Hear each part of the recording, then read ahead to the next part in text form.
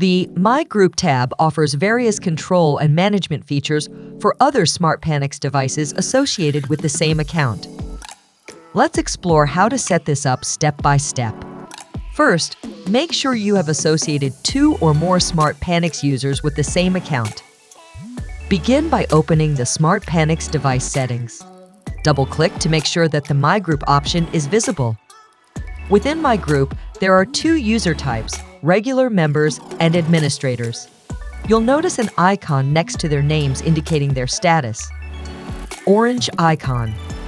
This indicates a regular member. Regular members won't have access to My Group. Blue icon. Administrators are represented by a blue icon. They have full control over My Group. To designate a user as an administrator, go to the Groups tab and ensure that the function is available.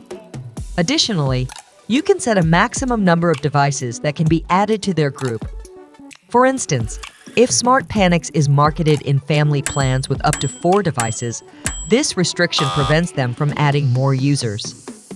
Administrators can perform several key functions, including managing the group, geolocating other members, creating geofences, customizing location reporting frequency. Remember that higher frequencies consume more device resources, such as data and battery. Setting speed limits, which is especially useful for scenarios like sending children to school on a school bus, monitoring teenagers who are beginning to drive, or tracking employees who use company vehicles. Activating battery control, which sends a notification when a member's device has 15% battery or less. And enabling activity control, which acts as a heartbeat to verify the app's correct functioning every 120 minutes.